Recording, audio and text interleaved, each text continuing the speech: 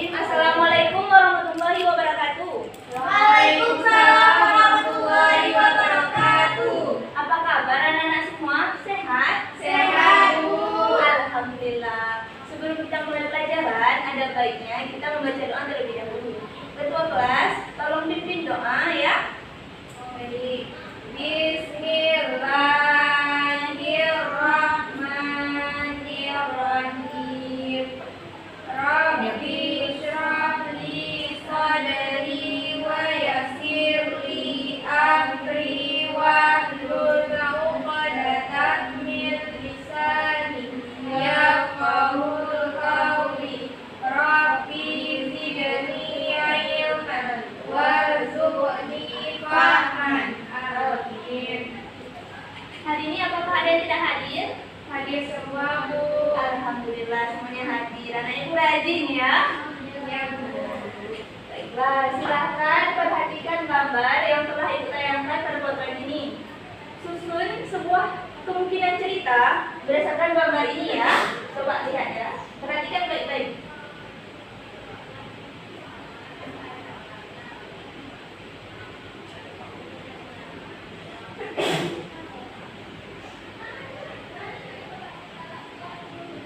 Apakah ada yang sudah terbayang cerita apa?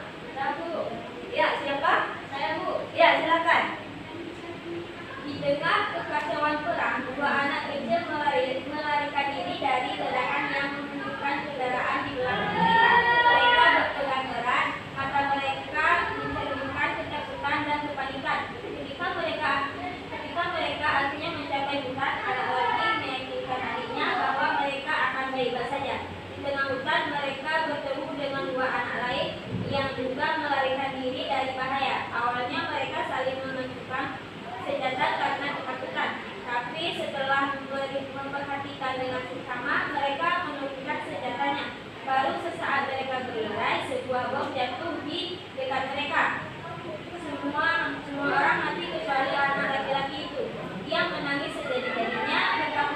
Lalu anak laki-laki masih teringat akan kematian banyak orang. Dia merindukan saat-saat bersama adiknya, bermain bersama dengan riang. Wah, itu cerita yang sangat bagus. Berikan tepuk tangan semuanya. Ya.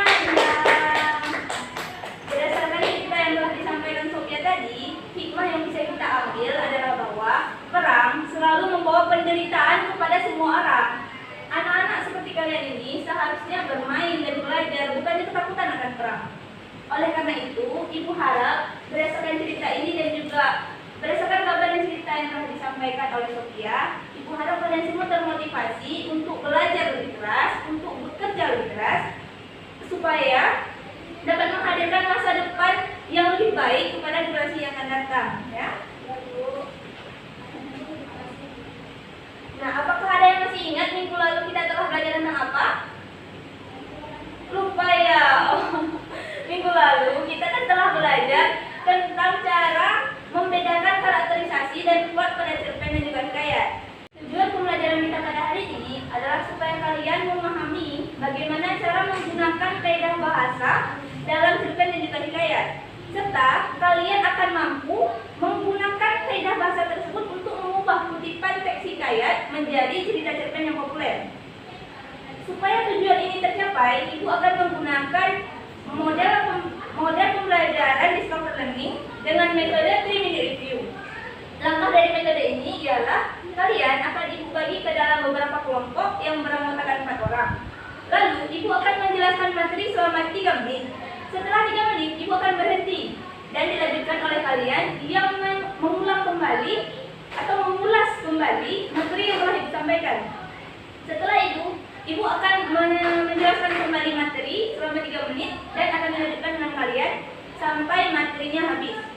Setelah materi habis, kalian akan Ibu bagikan LKPD untuk dikerjakan, yaitu untuk mengubah kutipan teks hikayat menjadi cerita cerpen. Apakah semua siap? Siap, Bu.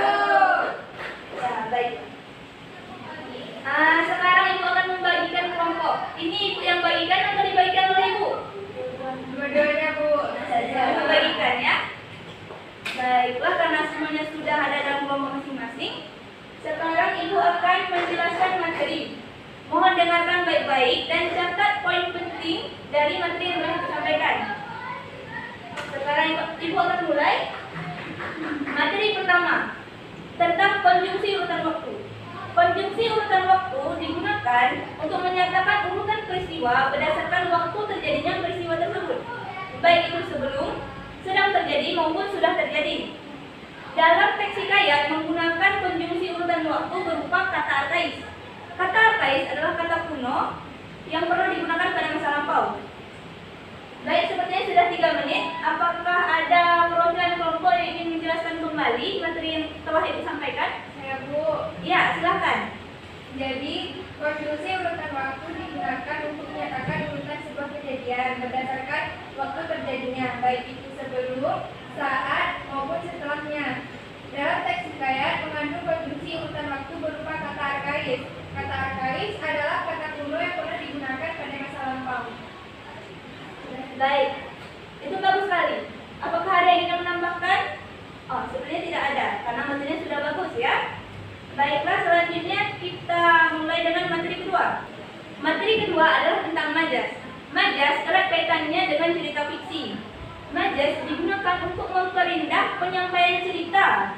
Nah, majas yang sering digunakan dalam cerpen dan juga hikayat itu ada beberapa. Salah satunya yaitu majas hiperbola, majas personifikasi, majas simile, dan lain-lain. Sepertinya sudah 3 menit. Apakah ada perwakilan kelompok yang ingin menjelaskan kembali? Ya, silakan. Tentang majas digunakan untuk menambahkan keindahan dalam menyampaikan cerita. Beberapa majas yang sering digunakan baik dalam hikayat maupun cerpen adalah sebagai berikut. Ada hiperbola, personifikasi, smile, dan metafola dan lain-lainnya.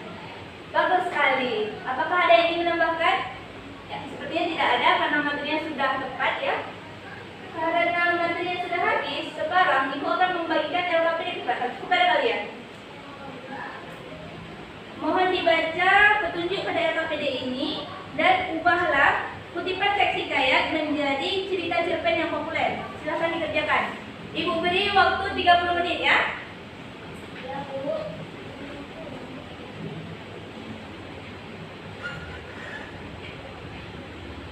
Apakah ada yang kurang dimengerti? Ini coba cari, coba gunakan ponsel kalian dan juga buku pelajaran untuk mempermudah dalam mengubah kutipan teks ini ya.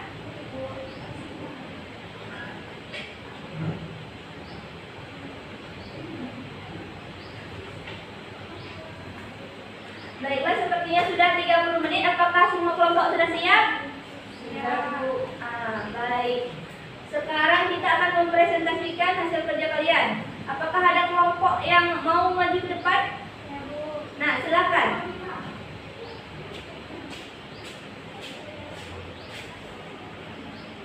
Perkenalkan, nama saya Nova Yuda dari kelompok 1. Pada zaman dahulu, hiduplah seorang raja dan ratu dari kayangan yang mendapat hukuman dari Batara Indra. Mereka dibuang ke negeri antah berantah yang menjadi orang miskin. Tidak ada satupun orang di negeri itu yang menyukainya.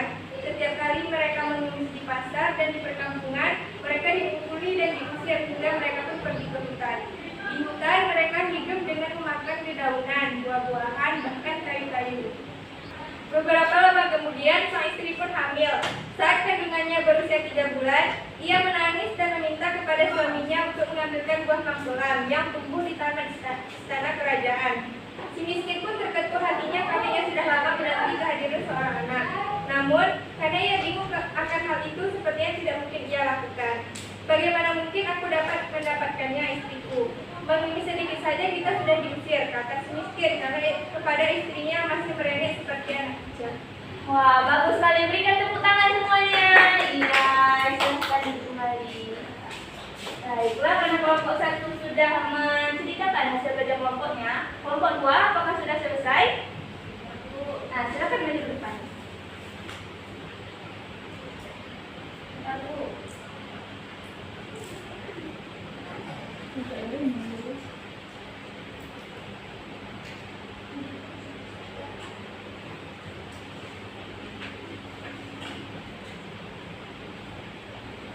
Perkenalkan, nama saya Sofia, saya perwakilan dari kelompok 2. Pada zaman dahulu hiduplah seorang raja dan ratu dari kayangan yang mendapat hukuman dari Batara Indra. Mereka dibuang ke negeri antah berantah menjadi orang miskin. Tidak ada satupun orang di negeri itu yang menyukainya. Setiap kali mereka mengemis di pasar dan di perkampungan, mereka dipukuli dan diusir hingga mereka pun pergi ke hutan. Di hutan mereka hidup dengan memakan dedaunan, buah-buahan, bahkan kayu-kayu. Beberapa lama kemudian, sang istri pun hamil saat kandungannya berusia 3 bulan. Ia menangis dan meminta kepada suaminya untuk mengambilkan buah mempelai yang tumbuh di taman istana kerajaan. Si miskin pun terketuk hatinya karena ia sudah lama menanti kehadiran seorang anak. Namun, karena ia bingung karena hal itu sepertinya tidak mungkin ia lakukan. Bagaimana mungkin aku dapat mendapatkannya? Istriku mengemis sedikit saja, kita sudah diusir, kata si miskin kepada istrinya yang masih merengek seperti itu. Terima kasih banyak. Itu sangat bagus. Berikan tepuk tangan semuanya. Ya, alhamdulillah, jawaban kalian semuanya sangat bagus. Berikan tepuk tangan untuk diri kalian sendiri. Ya. Apakah ada nih hal menarik yang kalian dapatkan dari pembelajaran hari ini? Bu, Ya, apa itu? yaitu saya senang menggunakan nada hiperbola. Wah, bagus sekali. Minggu depan kita akan bawakan hal menarik lagi. Nah, selain hal menarik nih, apakah kalian menemukan kesusahan dalam mengubah teks tersebut? Tidak Tidak ada. Oh, alhamdulillah, ternyata anak ibu semua sudah pintar ya. Iya, Bu.